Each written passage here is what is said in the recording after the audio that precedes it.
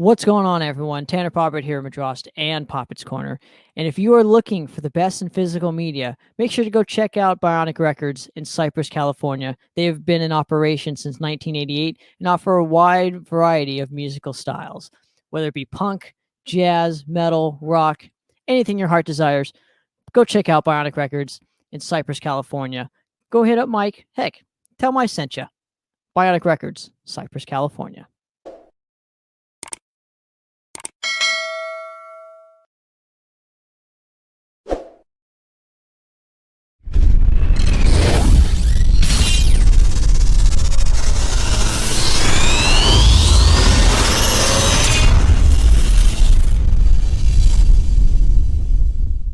What's going on, everyone? Welcome to another episode of Poppitt's Corner, and I am super excited to be doing this one.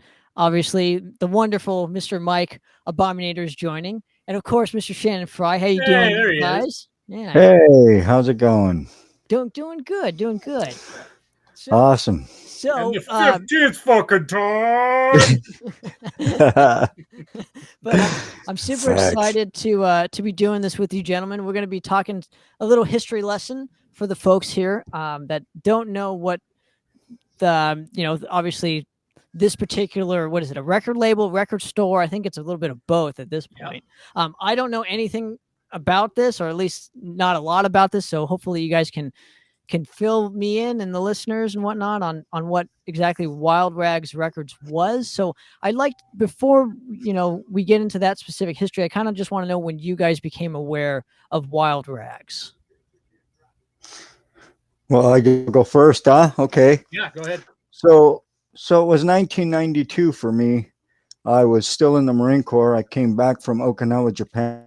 I was stationed there, and I met up with Rhett Davis from Gravehill, all the bands, Morjan, etc. He was in Morjan at the time, and so him and I reconnected, and I took him one day to his band practice, and he was telling me about this record store. And so, like the next weekend before his band practice, we went because I was driving. And man, I was like, wow, what is this? I was also new to the death metal scene at the time because, long story short, I will skip that. But yeah, so I went, and man, it was like a heaven kind of to me, because I had never seen anything like that before in my life. I was used to warehouse music. I wasn't used to an entire metal store, and how metal had branched out so much at that time. It was like an eye-opening experience in a lot of ways. And meeting the owner was totally cool. The guy was he was so funny. But he was business, and he knew what he was doing, but he loved his customers, man, that's for sure. And that's how I got introduced to it.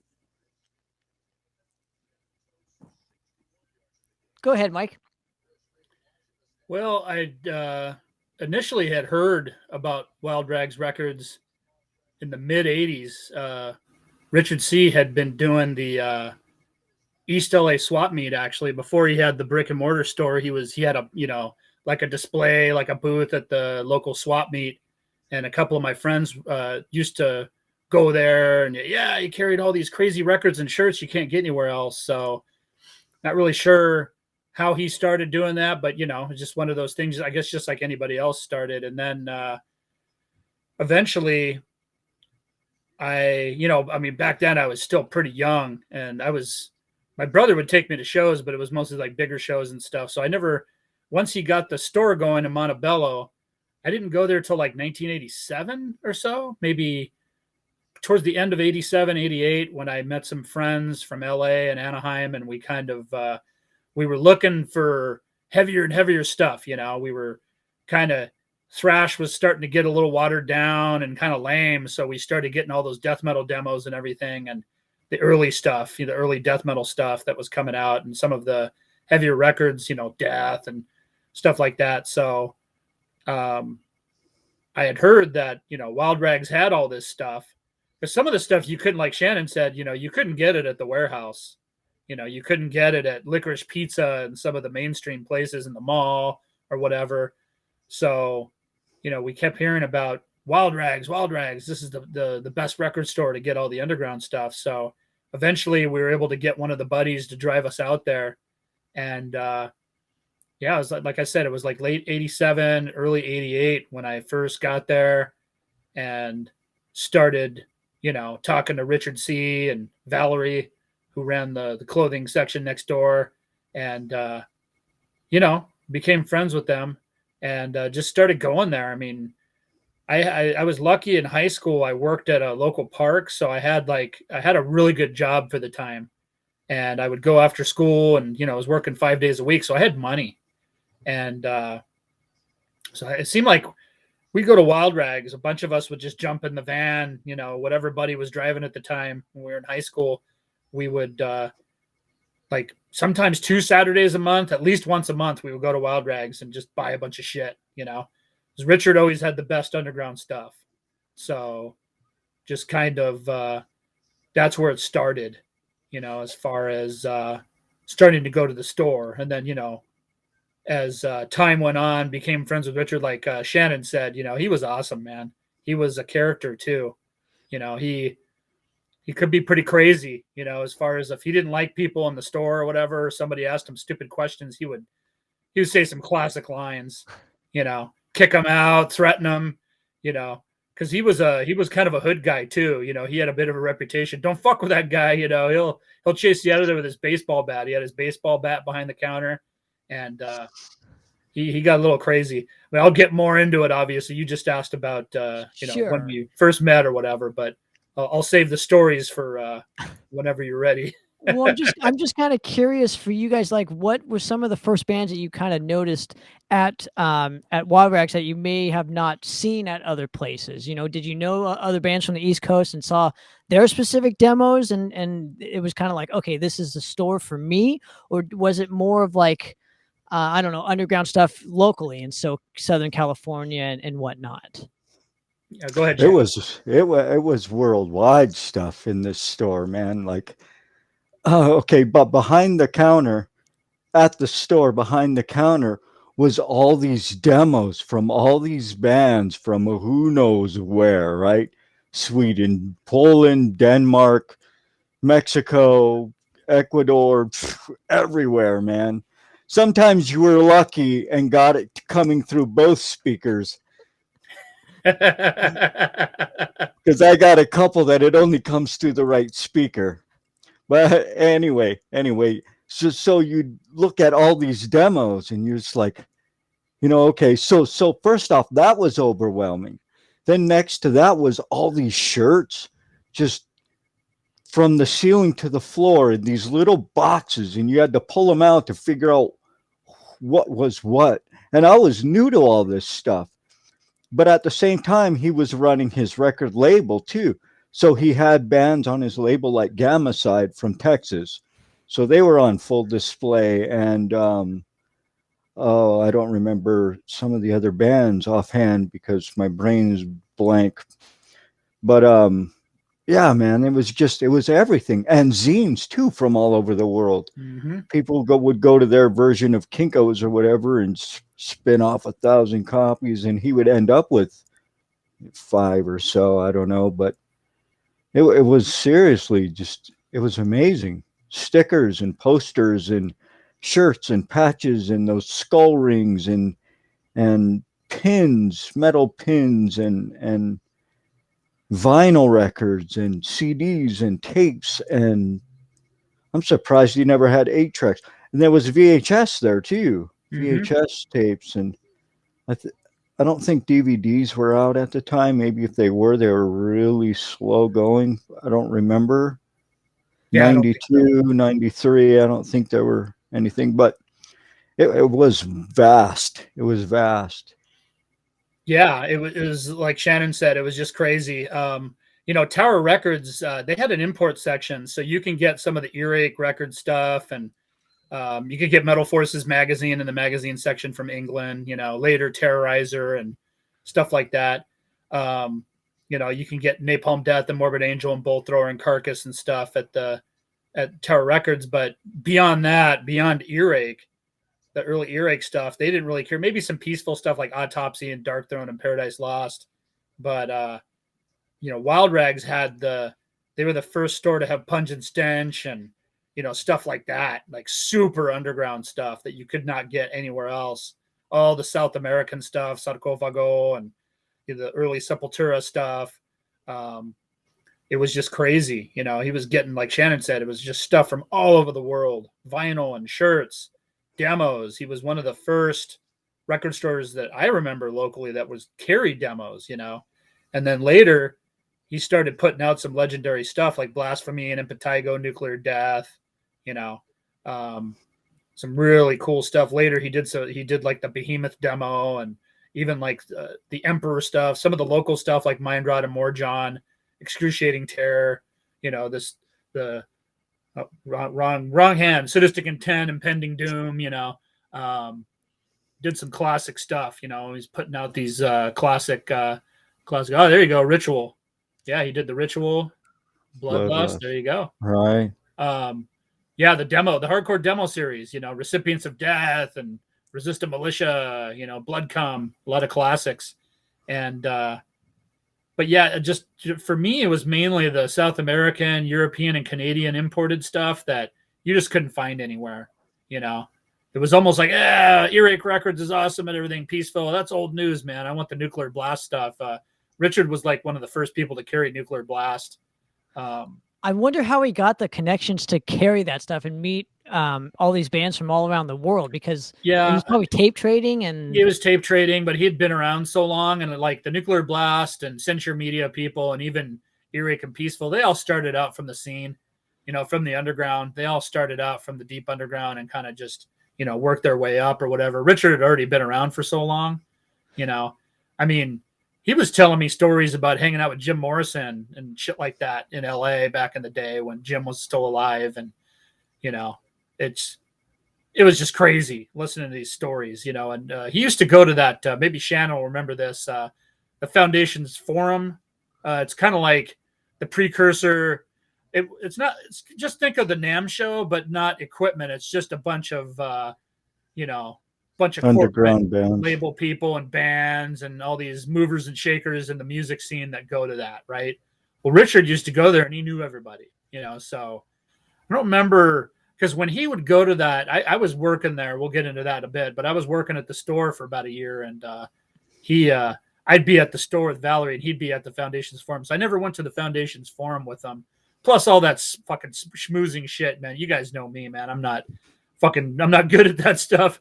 I'd probably get hammered and fucking thrown in jail. So, it was crazy. He'd been around for so long. And, hey, you know, when he'd come back, you know, hey, how was the Foundation's Forum? I was hanging out with so and so. What the fuck, you know, some super major label executive from Warner Brothers or whatever he's old friends with, you know, and he just stayed doing his thing with the store and the label, you know, up until he, you know, kind of folded and took off or whatever. But yeah, you know, Richard's just kind of like us, man. He came up in the music scene same way, as just instead of bands or music production, you know, he had a store, he had the zine and the label.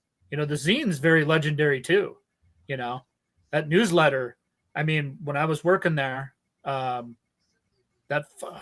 did he say? Like 16, 20,000, you know, I mean, it might even been more later on. But we would stuff those envelopes, and his mailing list was second to none, you know. And the local bands would. That's how a lot of these bands got so popular, so well known, and legendary, because, you know, Richard was putting out their demos, or, you know, even some of the locals would come down and say, "Hey, I got some flyers. Could you put them in your mailers?" And, you know, if you were cool with them, he'd help you out. You know, if Richard didn't like you, he'd fucking kick you out of the fucking store. You weren't allowed to come back. He'd tell you to go get fucked. But, you know, but if he liked you, it's cool. You know, he was a no nonsense guy. He'd help your band out for sure. And, you know, he helped out a lot of local bands big time. Now, what is the difference between what Bionic Records was carrying as opposed to, say, Wild Rags? Were they carrying some of the same stuff, or did Bionic Records become more underground during the later years. Yeah, I think they did. The Bionic kind of started off. See, I went to the Fullerton store, and then later on, I went to Huntington Beach and Cypress. Huntington Beach was actually kind of like the quote unquote metal store because our buddy Mike D was down there, Kelly, and Kelly's one of the old Bionic Records guys. Those guys were like hardcore underground metalheads. So, the owner of Bionic, obviously Fullerton's kind of a college rock scene. What Huntington Beach is kind of like skate. Back then it was like punk rock or whatever. So the main guys of Bionic didn't really know the underground music scene. It was Kelly and Mike and some of the other metalheads that kind of brought the metal underground stuff to Bionic or whatever. But, Bionic started in 89, I believe, but I didn't start going to the Fullerton store till like 93, 92, 93 or something like that.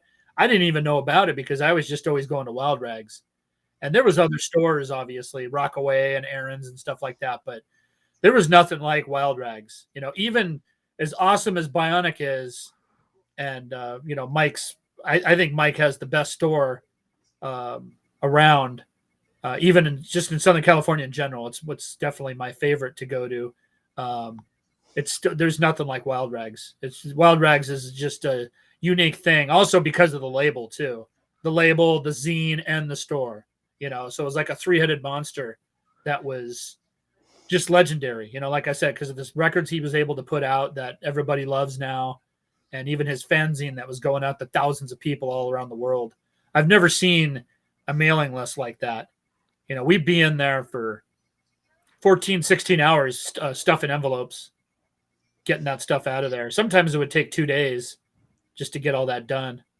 To stuff his newsletter and all his flyers about info about what's going on.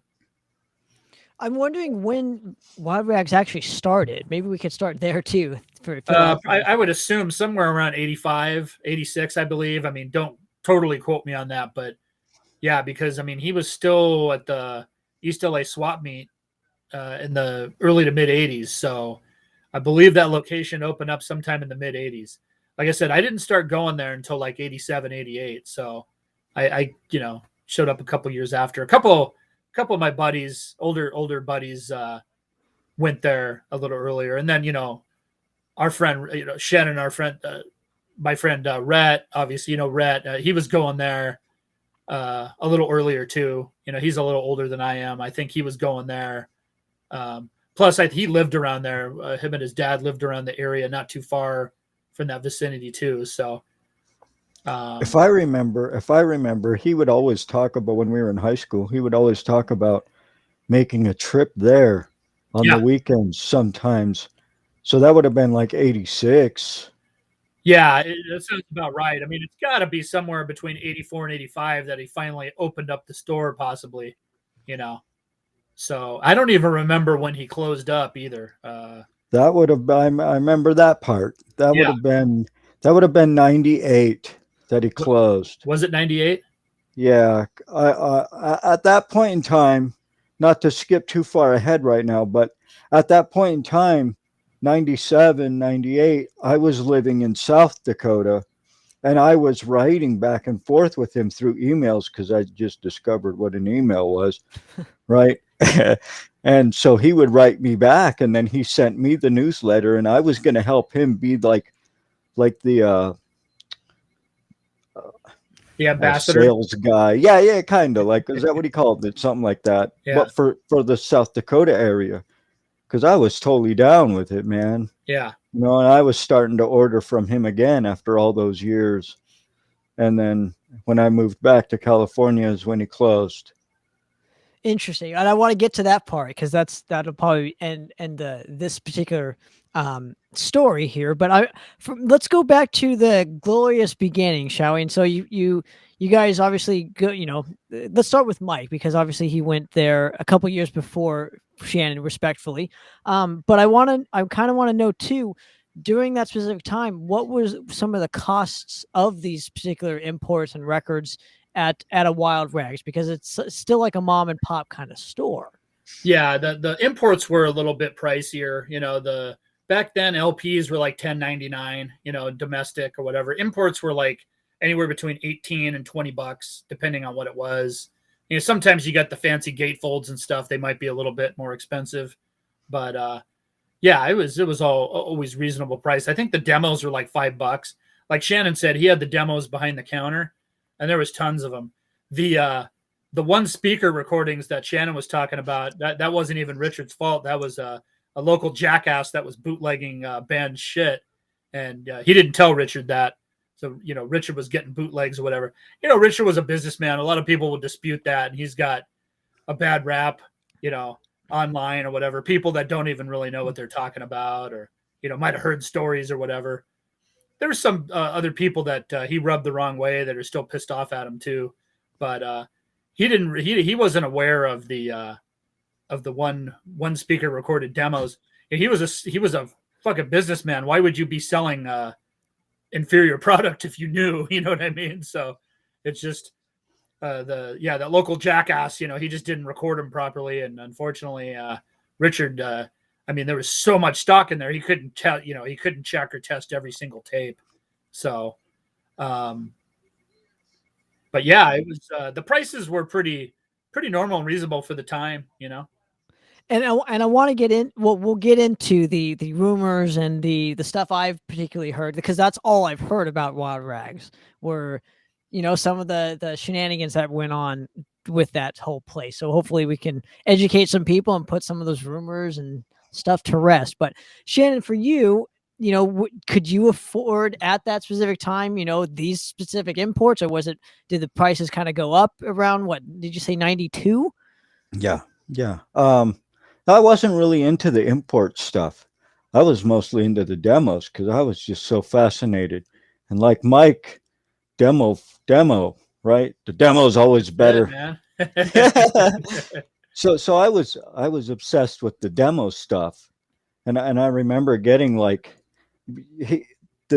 as he had said, the demos were $5. I was in the Marines. I didn't have money, so I'd spend 15-20 bucks on demos when we went, and getting bands like Alter from Sweden and Disembowelment on demo. Like, Yeah. do you remember that, man? Fuck yeah. And Sadistic Intent, as he has in the back. I remember buying that there, and Dark Throne. He had some Dark Throne stuff that was like, whoa, that's pretty much where I was, just getting the demos, because they were cheap, and you're getting these underground bands that I'm totally new to, and who knows, these bands could get huge sometime, in a roundabout way. But that's where I was, and occasionally I would get one of those zines, because I was just the death metal scene was becoming so massive, and you're looking at all these band logos. I remember opening this zine and seeing this band named Burial, and the logo was all these crazy circles, and I'm still trying to find that based on that zine. But yeah, that's where I was. Occasionally I'd buy a shirt, but I didn't really know a lot about what I was getting into. And the thrash scene was dead, so there wasn't really much thrash in there at the time, aside from Gamacide and what he had already released that was thrash. He wasn't pursuing the thrash scene because there was no thrash. Death metal was the big thing coming in, and it had been around for 3 years or so by that point. Known wise. So just seeing these bands there were so many of them, and they were nobody had heard of them, so underground. And so, yeah, I spent most of my money on demos.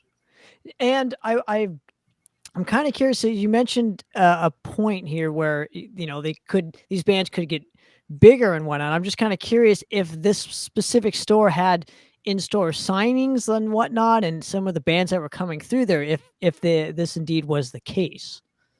Yeah, they did. Like they had Kreator in there, Death Angel. A lot of the bands that were passing through the Country Club and Fenders and stuff at the time, in the 80s and early 90s or whatever, would pass through, and he would do signings with them and whatnot. Yep. And Shannon, for you, did you ever go to some of these in-store signings? And if so, what were some of the bands you were kind of going to? No, they didn't have in stores during the time I was there. Yeah, I think he stopped doing it, but it might have been an 80s thing or whatever, Yeah. Maybe a couple in the early 90s. The funny thing is I think the last in-store I went to was Death Angel, but they put out that third album that was pretty boring, and Entombed just came out. So me and my buddies ran over there to get the Entombed, and like the Death Angel was having the in-store, and we totally bypassed their area and went straight to the Entombed records. And Richard was giving us shit. Come on, guys, you got to go talk to Death Angel, man. They were nice guys and everything, but they sucked, at the time. So it's like, oh man, we don't listen to Death Angel, we went fucking Entombed, man. So that was pretty funny. Yeah, we had to go talk to Death Angel because Richard. Let's go back to what Mike was saying earlier, and Shannon, I want to bring you in on this too, where he mentioned that the webzine or the magazine was kind of legendary, and I'm just kind of curious when you guys started to notice that particular zine. Was it passed around school and whatnot, or did you go to shows and you kind of they had the Wild Rags magazines there, and that's how you kind of discovered the store? Go ahead, Mike. I think for me, I just started seeing them at some of the older friends' houses and whatnot. And, we always had like some veterans that were around the underground that we'd run into at shows or whatever, other stores, end up going to their house, doing some tape trading. You see the Wild Rag sitting there. Oh, check it out or whatever. And then it would circulate, it would circulate around, end up at friends' houses or whatnot, you check it out. And then when you would go into the store, Richard would have a stack of them and he would just give you one or whatever. So, that's kind of, and then, we used to trade zines too with each other. Oh, my turn, borrow it or whatever. Try to write down all the information that's in there that interests you, depending on what it was. The Wild Rag was always chock full of stuff, especially when he was, putting out the local stuff. It was always cool to see our friends in Sadistic Intent and Mind Rot and Morjon have their demos and EPs and stuff on there, and Entity and Excruciating Terror, and and I was friends with all those guys, so it was just cool. Oh, you're in the Wild Rag now, man. You made it, So, it was like I said, it was a legendary zine because he was doing that zine for quite a while, and then it was the newsletter. It would have interviews and updates and release information, and it was really cool. It started off as like a full-fledged fanzine when he first started the store, and then it kind of turned into the newsletter, which basically he did a lot more often. He kind of broke it up, doing that whole fanzine format, once every few months. So especially back then, everything took so much longer, So, if you could only imagine. Now, with technology or whatever, you can do shit a lot quicker, obviously. But I think, he was pretty busy with everything. So he turned it into a newsletter, which was smart, because then his mailing list was growing and growing because, death metal blew up. So, it became more popular than ever. And then the beginning of black metal, that explosion, he was kind of there for that too. And, 94 to 98, obviously with, I don't even remember when he closed, to be honest with you. So the last time I saw him was like 97 or something like that. It was at a local show that he was at. A couple of the bands he was working with were playing. But so I guess, the next year he closed up the store. But that newsletter was great. It was basically just an extension of the fanzine. Shannon, same question for you, man. When did you discover the zine in particular? 92 when I went to the store. He had them on display. I remember looking through it. Rhett was telling me it was really cool. A couple other the friends that I met around the same time were telling me how cool it was. And I didn't really delve too much into that at the time because I didn't really understand them yet. I didn't understand the fanzine quite yet. I understood a magazine, but I didn't understand the fanzine at the time. But the newsletter, I remember receiving that quite frequently. but I would, as I moved from state to state there for a while, I never lost track of what was going on, and seeing all his release schedule, and that was always nice. But yeah. And I want to know this particular point too. What kind of came first, though? The magazine, the store, the label? Did it happen kind of simultaneously? Like, what did Wild Rags start out as? I think I want to say that he had the magazine kind of already, the fanzine kind of already in the works when he was doing the swap meet stuff, and then he got the store going.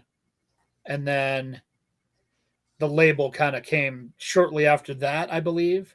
He started pressing records. He did that hardcore demo series. So, he did the Preacher and the Resistant Militia, the Blood Come, I think a Recipients of Death, but that might have been one of his first actual official releases. But yeah, I mean, I'm just going by memory too. Sure. It was a long fucking time ago. I might be totally off. Well, at least we're putting something on record here, because not a lot's kind of known about Wild Rags. So, from the only information I could gather was just all the rumors that we're gonna touch upon it in a few minutes here. But for now, Shannon, do you remember what kind of came first? Do you remember Rhett talking about what kind of came first, or? No, I don't remember that far back. No, sorry. Yeah, let's see Okay. The first couple releases he did, Blood Come, Necrophagia, Preacher, Resistant Culture, Annihilator, Bloodlust, and then I think his first. Those are all demos and EPs, and then the first official release was that Blood Come album, Death by a Clothes Hanger, which is a classic. And then he did Outcasts, Recipients of Death, and kind of moved on from there. I wonder this too. If those releases, did they get a whole lot of distribution during the day? Did he have those kind of connections where he could put out, say something like, this, and it would get tons of traction to where they could actually tour off of it? I don't think it was anything of that level. I think that the distribution was him through the store and through the mailing. You know what I mean? Because his, like I said, his mailing list was insane. I mean, for back then, he's connected with at least 20,000 people. That's just people on the mailing list. Wow. And that's probably just a low estimate. And we're talking 90s, early 90s. It's just fucking insane looking back on that. It might not seem like a big number now or whatever. Maybe it does, but the grand scheme is just fucking insane thinking about that, So his reach was just so vast back then. But yeah, he just basically, not really too far removed from a lot of labels just to operate the same way. Basically, he just puts it out. He didn't really, I know that there was some, Puerto Rican gigs and some stuff, stuff along those lines. I think Hepatigo and Nuclear Death went down to Puerto Rico and played a show down there. I know he helped with that. I know he was doing a couple things in Mexico. He did that first Blood album too, which is legendary as well. I don't know like what bands he was able to get down to Mexico, but I know he was doing some stuff down there with Anarchist and Shub Negaroth and Cenotaph, and maybe some of the other bands played down there. But yeah, my memory is pretty hazy as far as that goes. But yeah, he just basically put it out and got it out there. As far as any type of touring or anything like that, I think he would try to help with what he could as far as his connections go. But I don't think he organized any or helped to organize any large scale touring or anything like that. It was mainly just strictly underground, deep underground style. But there was something I remembered. What he's saying about that is he had this. It was like an inventory on what he had that was out, and it would say there would be like a checkbox next to it. So like if you're ordering through the mail, you had this paper. Well, you could print that paper and hand it to other people and let them do their own ordering as well, because this was before the computer. Right. And so I remember giving a few of those out myself throughout where I've been, and I'm sure he would get a couple orders through those. So imagine if that's, being circulated like that. I'm sure that would garner a lot of sales, because everybody was kind of interested at that time, And going off of this point, I would like to kind of touch upon how he would sign a band and whatnot. And if you guys had any recollection of maybe some of your friends, having records put out through Wild Rags, and kind of the deal that he would actually kind of give a band. Yeah, I mean, obviously I had quite a few friends that had worked with him, and then later I made friends with a lot of the other, now legendary bands or whatever that were working with him or whatever. And it's kind of 50-50 as far as like the relationship and what happened to the royalties and all that kind of stuff. But I think a lot of people see, that's the thing that I was mentioning earlier, is like I actually worked there for a year. So real quick, I'll explain that situation. So in high school, what my senior project was talking to someone that operates a small business. So I got lucky. I was like, hey, I'll just ask Richard, and I'll do a whole expose on him. And he was stoked. And so that was my high school project. I hung out with Richard on a Saturday for like 8 hours and just took notes and talked to him. And it was fucking awesome. He's a brilliant dude, had a lot of insight. And I got the good insight from him on stuff, and I think I got an A+ on that school project too, because he was so good. So it ended up working out great.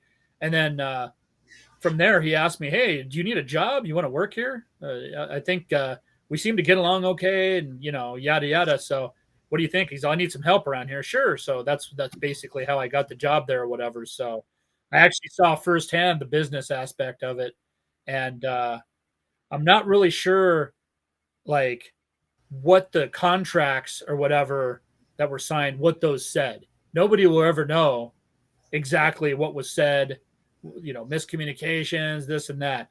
All I can say from my personal experiences, and most people that I know were happy working with them, and they understood that the guy put a lot of effort and promo into them or whatever, spent a lot of money on pushing them or whatnot. So if they weren't happy with the royalties or whatever, I guess that's something that they would have to discuss with Richard. And I know the problem is sometimes he was hard to communicate with, especially if he got pissed off at you. So if you pissed him off, he was definitely an enemy. And from there it just went downhill, unfortunately. So I don't not really familiar, especially like my close friends that did demo deals with him or whatever. They just gave him the demo and he just put it out. And I think most people, especially these days, you guys are in bands, you know how expensive it is to get shit done. I mean, I run a tiny little label, and it's mostly my own shit that I put out, and it's a fucking arm and a leg just to do that. It's not even a serious label that I'm putting out a bunch of stuff and worrying about release schedules and all this kind of crazy shit. And I mean, it's easier now than it was back then. Not, besides COVID, obviously, and all the delays with the factories. I'm talking about prior to that, and then hopefully moving forward in a bit. Hopefully the vinyl manufacturing gets caught up or whatever. But pretty much most of the friends that I had that worked with him, they were fine with whatever he could do for them, because like I said, I don't know what the royalty deals were. I know that there was some bands that got pretty pissed off at him or whatever. I don't know how that goes. That pretty much still happens to this day with every single fucking label. The bands and artists get pissed off at the record label guys constantly. And I hear about it all the time. I know a lot of fucking people, obviously, and it's the same shit. Richard's no different than anybody else that I know that, is running a label these days. People talk shit on him. you know. The only difference with Richard is just it was like I said, it was a unique store, fanzine label, a lot of classic releases. There's a lot of misinformation out there. So, nobody will really know the whole story. And sometimes some of these people in bands, they're not very honest themselves, or they're lazy and they don't have the proper expectations on what's going to happen. You just assume, oh, this guy's going to put up my album and I'm going to make it big and make all kinds of money. It doesn't work that way, It doesn't work that way. I know Richard was always a lot happier with bands that really worked their asses off themselves too. He would kind of set the table for them and then they would finish everything up. That's kind of the point, that's how I see it now. If I'm working with the label, I just want them to put out my shit and I'll do the rest, Yeah, I want them to help push it, obviously, but I'd rather get copies, I'd rather get copies of my releases instead of royalties. That's the deal that I make. I don't worry about the royalty shit. I mean, unless something's really selling or whatever, which, some of that old Wild Rag stuff did. But like I said, I don't get into the old rumors and innuendo and all that bullshit or whatever. And I got some friends that are still pissed off at them, and we've heard, I know you guys have probably heard the stuff with Sadistic Intent and whatnot, and that's a legendary story of the rivalry and the issues between Richard and Sadistic or whatever. And I even, their former singer is a buddy of mine, Enrique, and we joke. We joke with each other all the time. He's probably going to rag on me for wearing my Wild Rag shirt. And I always joke that, yeah, Richard's going to be coming around the corner with his baseball bat to beat your ass, dude. We just laugh about it, That was a long time ago, Obviously, that relationship went to shit, back then and fell apart or whatever. But, shit happens. Shit happens. For the most part, most of the people that I know have a positive experience with dealing with Richard. Me personally, that guy helped me out a lot when I worked there. I mean, unfortunately, a lot of my paycheck would go to demos and albums and shit like that, And I was like, I'd get paid and then I'd just give him the money back because I ended up couldn't fucking like, oh fuck, I need this. And he would just laugh or whatever. And then, it was back then too. I was just out of high school. I was going to college part-time or whatever. I wasn't smart with my money. So he would lend me money, He never ripped me off. As a matter of fact, he used to help me out all the fucking time. I had a gas guzzling truck and he would constantly front me money and give me gas money. He'd buy me lunch, he was taking care of me, so I appreciate that. Still, me personally, it was one of the best jobs I've ever had. It was the one of the funnest easily. And, there'd be people calling, legendary LA music figures, even like all the way to the underground, death and black metal crazies from back in the day. Euronymous used to call, and the guys from Blasphemy would call, Nuclear Death, all the bands on his label, obviously Blood, calling from Germany and stuff like that. And I'd answer the phone and get to talk to these people, or even some of the guys from Immolation or John McKenty from Incantation or whatever. The guys from Morbid Angel would call every once in a while from Florida. That was just crazy talking to some of these guys over the phone that I looked up to, or even some of them I'd write to, Will Romer from Mortician, he'd call in, get to, hey, what's up? My buddy Will, what's up, dude? So it was interesting. It's interesting talking to some of those guys and dealing with that. But all those rumors and all that bullshit or whatever, I just kind of laugh about it or ignore most of them, because most people don't know the true story. And there's always going to be bands that are unhappy with their label. I mean, I'm sure there's some labels that you're pissed off at, Tanner, you, Shannon, there's some that I've worked with, not just with Ruin, but with Gravehill or whatever, that I'm not too happy with either, whether they're flakes or ripoffs or whatever, shit happens, Yeah. We don't know the true story. We don't have the statistics or the numbers, the spreadsheets or whatever, however it went down back then, But if you talk to the guys from Impetigo, they don't really have a bad thing to say. I know they're like the nicest guys around, Mark and Steve-O, but, I've never really heard much from them on a negative aspect or whatever about what went down, and if there was something that happened or whatever, royalty-wise, that's the thing. At this point, all that shit's getting repressed. So a lot of these guys are finally, who knows, hopefully they're not getting ripped off now, Hopefully they're getting good deals. You know, I mean, all those classic records are getting repressed now on other labels. You know, Obviously, these bands own their own catalog. Then, if they can get it repressed, so I don't know. You know, again, I don't know the whole story with that, but more than likely, yeah. I mean, you know, who else is going to own it? He's not around anymore to have any control over that, and I don't think he ever did. You know, it was almost like a licensing thing. He was just putting it out. You know, he didn't really own the rights to it like a major label would or whatever. And that was the cool thing about working with him. But, you know, also, I guess that's where the miscommunication would come in as far as what the expectations were, royalties, all that kind of stuff. And if he sniffed anything that was weird or he got irritated or whatever, you know, he wouldn't be afraid to fly off the handle.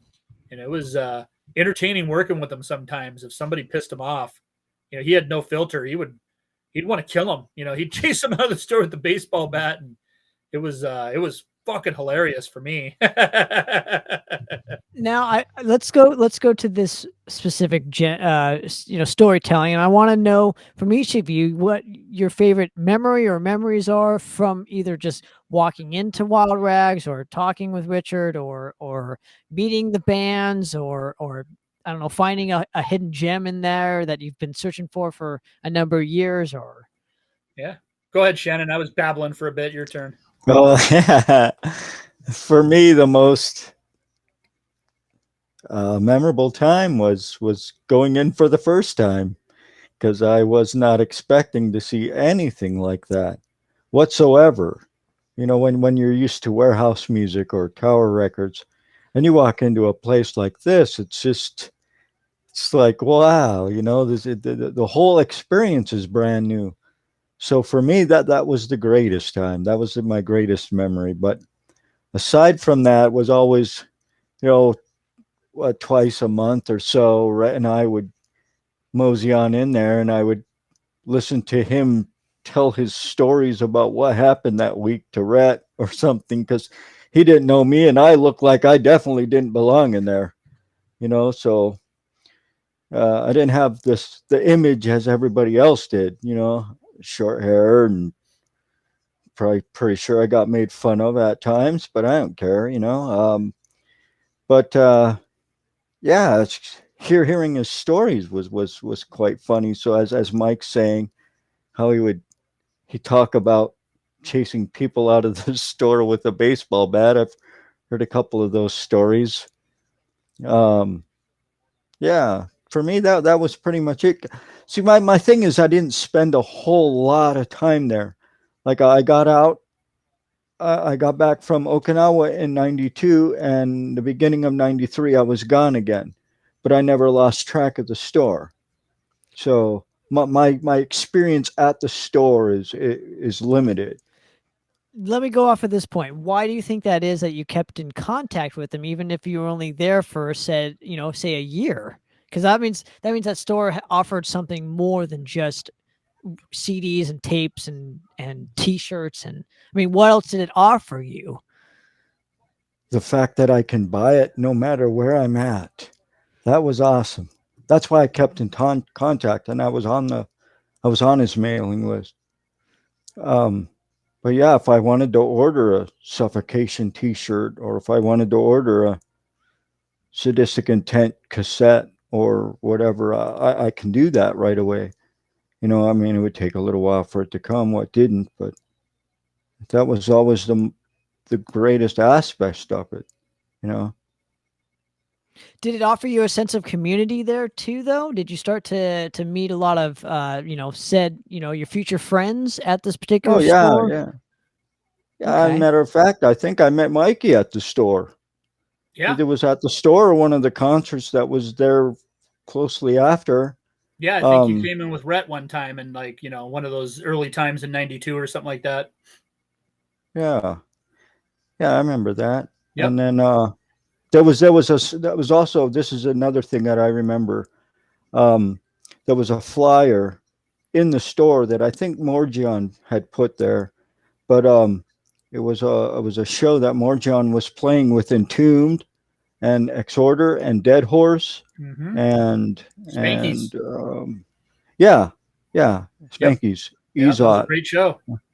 Was, but I remember seeing that in there, and meeting Mikey again at that show. Yep. Good old So yeah, Spanky's I in mean, there was Riverside. a sense of community, even though I wasn't necessarily part of the community. Uh, I still felt like there was a connection. Did you say that they threw shows in Wild Rags, or they just had flyers that No, bands no, would they bring put Just in? flyers up flyers. there for Yeah, because they would help all the local bands out. If you yeah, wanted to that put flyers up, man, Richard C was always, hell yeah, put them up here. Give me yeah. some. I'll put them out for you.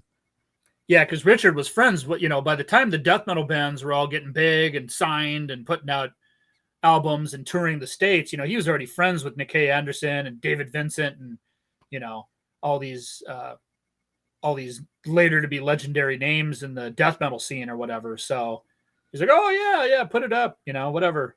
So, but yeah, he was always very supportive of local bands for sure. Yeah, he put that stuff up.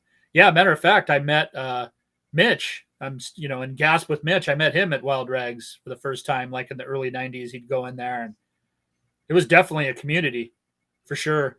Met a lot of like-minded people that were in there. I mean, you see them at shows too, but sometimes, you would see all kinds of different characters going in there. It was awesome.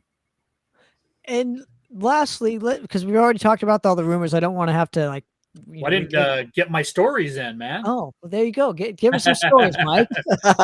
Give us some stories. I got a couple real quick, but the first classic one is my absolute favorite.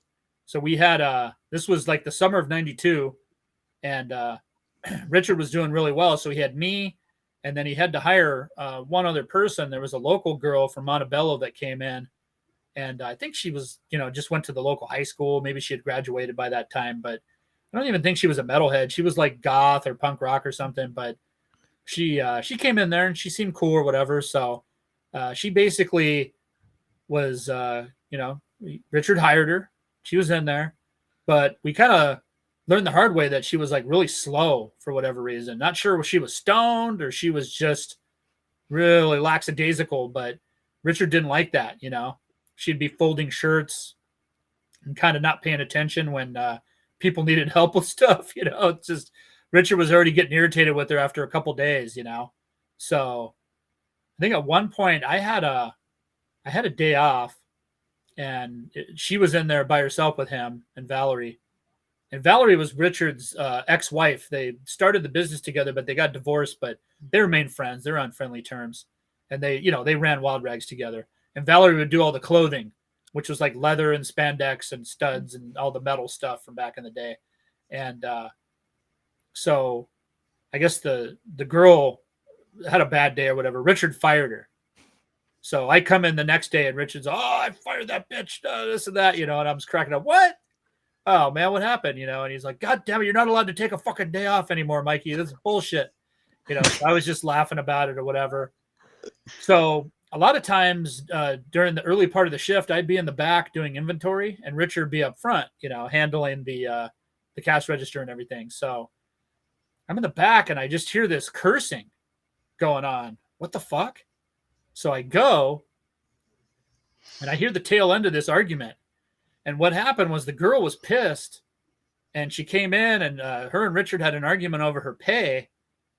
And I guess her boyfriend was outside and she went outside and told him. So boyfriend comes in and he's starting shit with Richard saying, hey, give my girlfriend her money and this and that. And Richard started cursing the dude out, like, get the fuck out of my store, you motherfucker, this and that.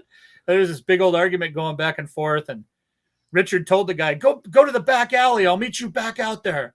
I'm going to fuck you up.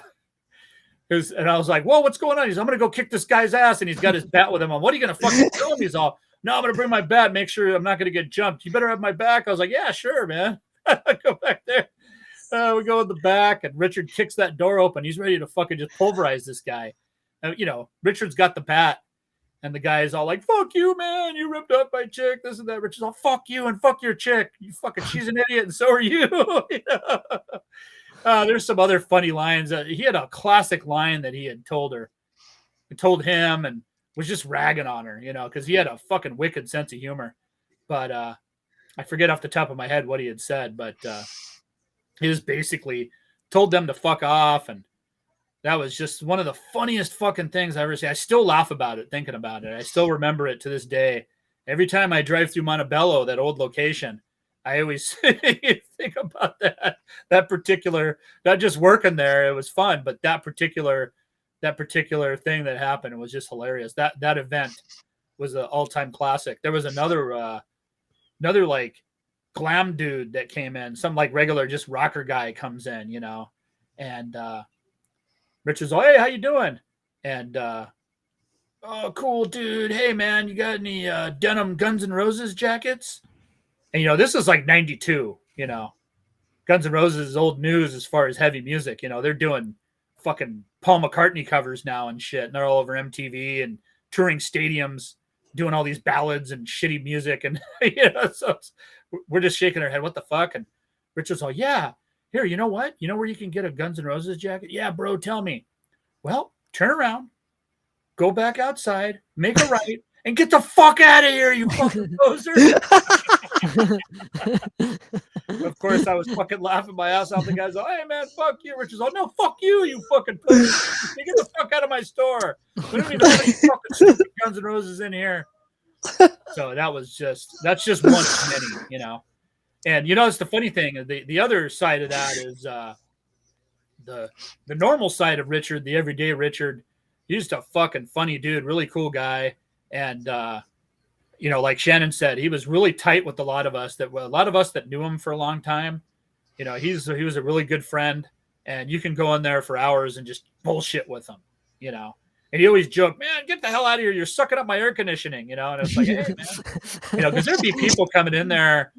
You know, there's a couple of like, you know, local friends of mine that would go in there for like 2 or 3 hours and they'd buy like one zine or one demo. And Richard's like, you fucking asshole. That's all you're going to buy. You've been here all day and that's all you're going to buy. You know, he'd bust balls, man. But it was cool just hanging out with him. Like that summer of 92, when he got back from Foundations Forum, he brought this huge cooler of beer and ice, but it was left over, I guess, from where he was sitting at or whatever. I don't know who stocked him up or if he did or whatever. I don't remember what he said, but he brought it back to the store and he's like, hey, but you want to have some beers? And I think that was Tuesday, because Tuesdays he was closed. That was the one day of the week that he was closed. And that's when we would do catch up with inventory and stuff like that. But it was a Tuesday afternoon and he told me to come by and hang out. And I don't think I was scheduled to work that day, but he called me up. Hey, why don't you come to the shop? You know, I've just got out of Foundations Forum and I got some beers. Want to drink some beers? Oh, cool. So we just sat there. We didn't even do inventory. We just sat there for like 3 hours pounding beers and just bullshitting, you know? And that's when he was telling me the stories about Jim Morrison and, you know, the old LA scene and shit like that he was a part of. I mean, he was a part of the LA underground music scene before I was born. Before Shannon was born, you know, way before you were born, Shannon. So, I mean, shit, me and Shannon are old guys compared to you. So it's just fascinating. You know, he was a very interesting dude, you know, at the end of the day. He was a good friend, interesting dude. Whatever all the negativity and the rumors were or whatever, people don't like him or whatever. You know what? He never lost any sleep over that shit. I'll tell you that much. You know, he didn't give a flying fuck. And that was one of the coolest things about him, you know, his fucking no fucks given attitude. It was definitely entertaining at times. But he had a good heart. He had a good heart, man. He did. Yeah, you're right. He had a big heart, good heart. Like I said, he always took care of me, depending on what was going on. It was kind of funny too, because I was also jamming with Phobia at the time when I was working there in '92, and I was playing bass for him just, you know, a few months or whatever at the time, and Phobia was on Relapse. Well, him and Relapse fucking hated each other. They were feuding.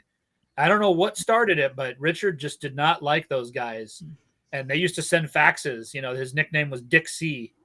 You know, Dixie, because his name is Richard C. or whatever. So they'd fax, hey, dear Dixie, because they still work together.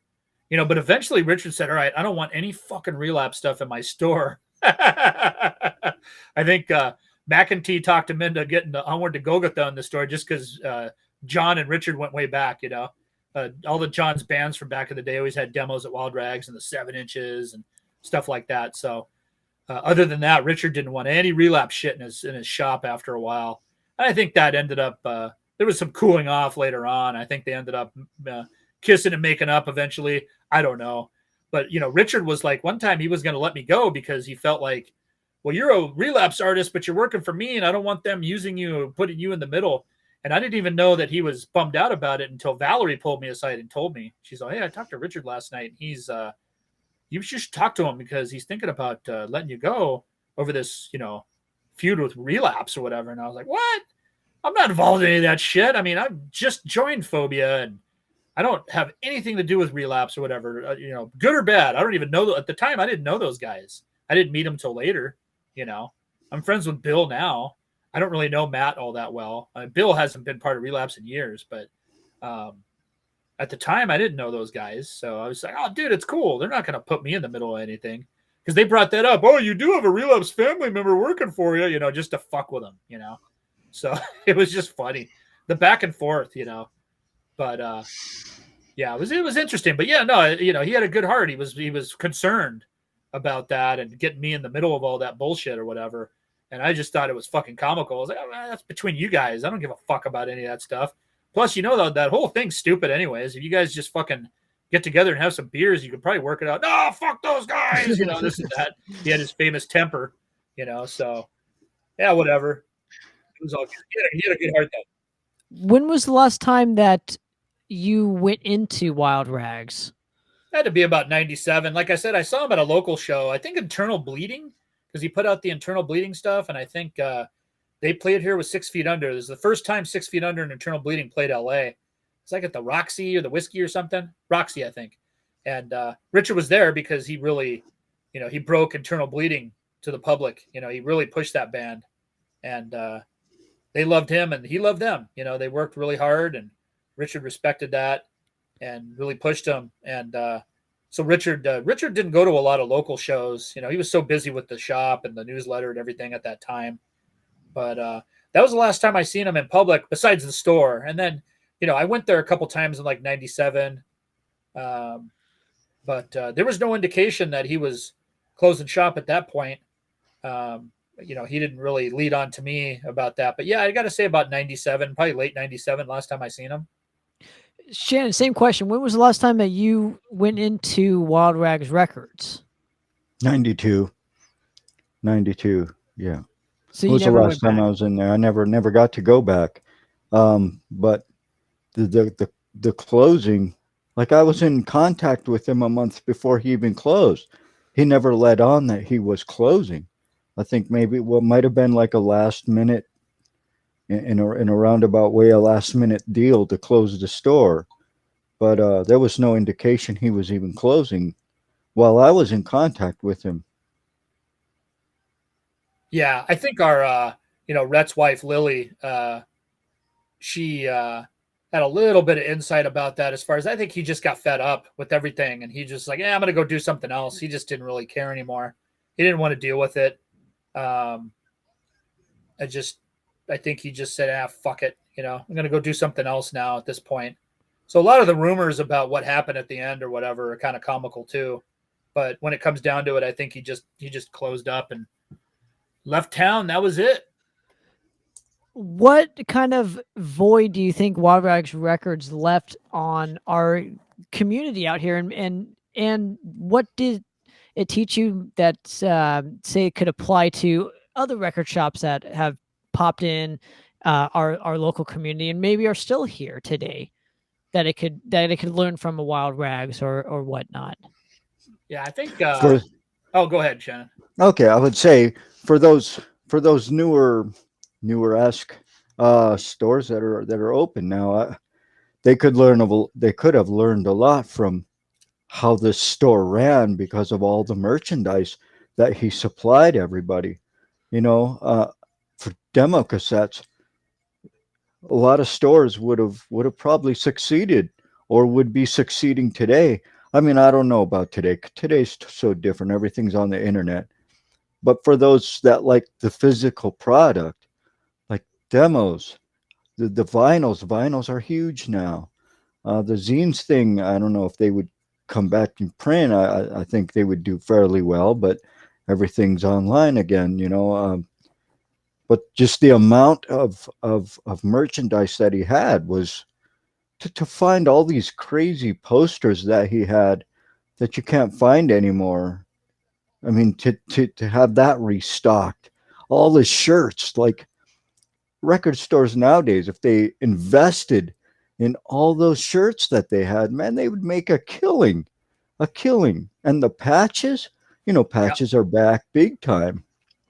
Those pins, metal pins with the logo looking like the logo, just so much. It's a Slayer, the pentagram and the logo in and the sword sticking out, I mean, made of metal. All that stuff could really help bands nowadays and help record stores nowadays. And the way his business sense was, I think also because of him having the label being, so it was kind of part of the circle.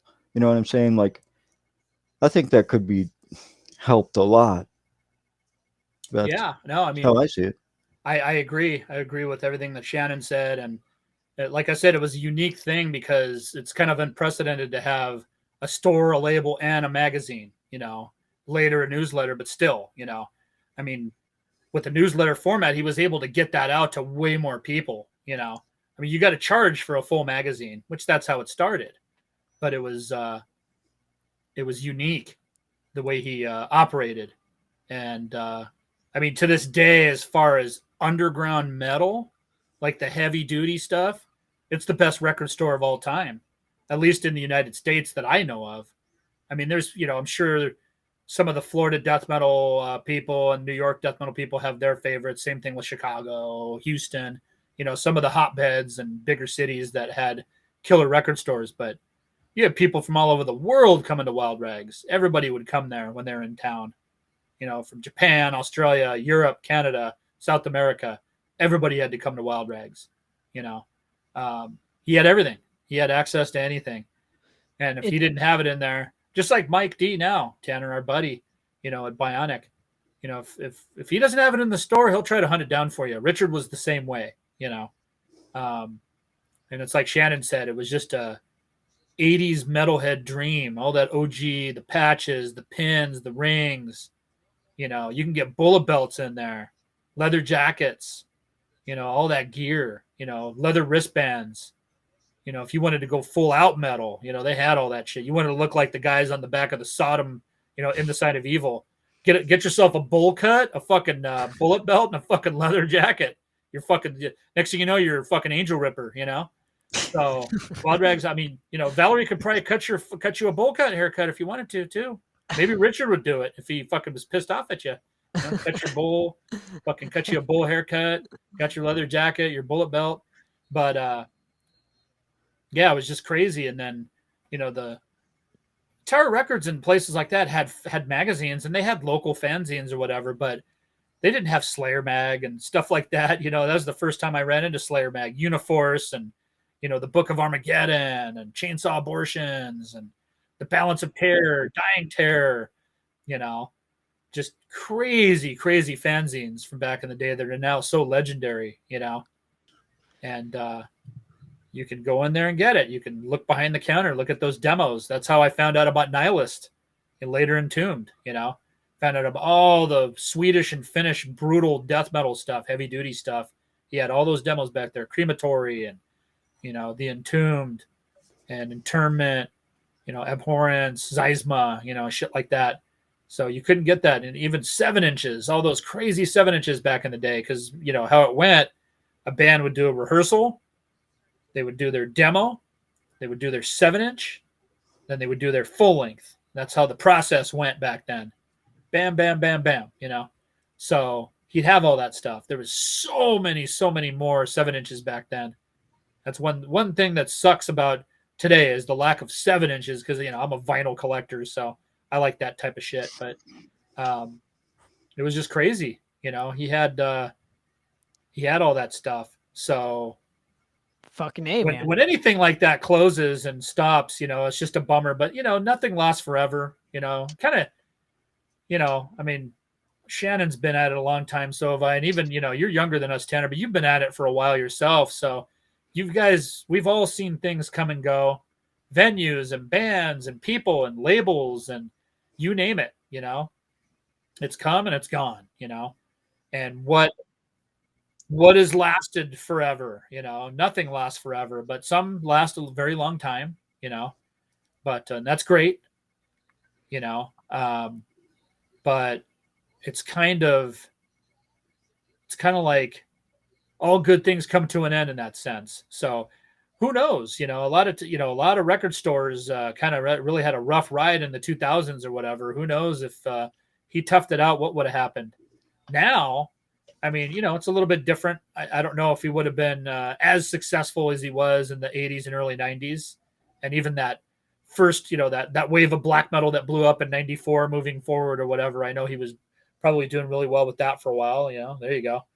But you know, I think he could have done really well right now if he really wanted to, you know, the way he operated, especially, like I said, with the interesting way that he did things with the newsletter, the label, and the store. Would have been interesting having that. And I know even talking to Mike at Bionic and the Sadistic Intent guys, you know, Sadistic, that album we've all been waiting on, you know, that they talking to Rick and Bass sometimes they want to put that out themselves if they can, you know. Mike wants to do releases, you know. We've talked about him doing vinyl and stuff like that, and he's talked about it, but it's not easy. It's not easy to focus on that shit when you have a store to run. So I don't know how Richard did it. I don't know how he did it. You know, he's able to do all that and just so crazy. And it wasn't cheap. Yeah, it wasn't cheap sending out, you know, 20,000 pieces of mail. I mean, no joke. It wasn't cheap sending all those newsletters out.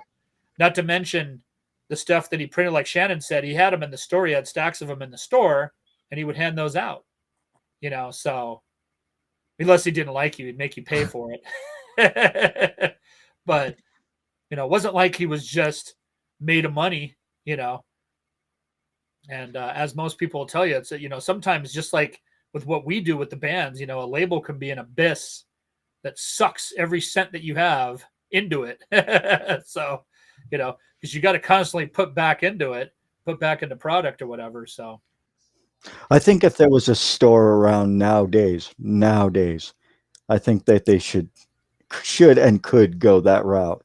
Yeah. That Richard C. did. You could. I mean, you know, Tanner and I talked about this a couple chats back on one of the podcasts that we did, and talked about people doing more within the scene or whatever. And, you know, I told Tanner, like, not everybody's you know, not everybody is meant to wear many hats and do a bunch of different things, you know. So, you know, as Shannon and Tanner, you guys know, sometimes it's hard to even get your bandmate to show up on fucking time and plug his shit in properly, let alone stay in tune, write songs, fucking, you know, not get wasted at the fucking show, help with merch, pay his rent on time, you know. So it's like, it's a fucking journey, you know. Yeah. So asking them to fucking, you know, asking musicians sometimes, or you know, even label guys or whatever, or a record store guy, yeah, do a label too and a magazine, you know.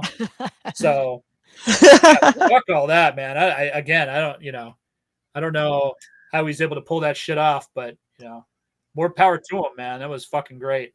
Yeah, I think this is a perfect place to end this particular episode. And I'm glad that we put the rumors to rest and we told a lot of history on a record store that unfortunately I particularly never got to go into, but I've always heard things about it. And I want to thank you, Mike, and Shannon, of course, for coming on and hanging with me and explaining, you know, to the fans on what exactly Wild Rags Records was. So yeah, you might have some comments and some people might want to chime in and get some more guests on there in the future or whatever. You can have a part 2, a part 3 of this type of discussion. Maybe other people have some insight too, you know.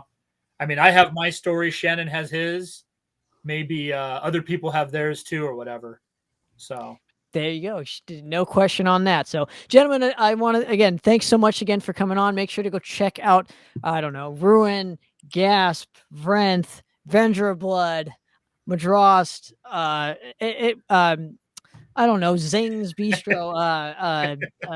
Yeah, go to Zing's. Any record labels that we're on, obviously. No, Robert's no got records. some stories. Robert at Zing's has some Wild Rag stories. Yeah, maybe we'll get him on for a part 2 and whatnot. Yeah. But gentlemen, I want to thank you again for coming on again, and another episode of Poppitt's Corner, guys. We're out. Cheers.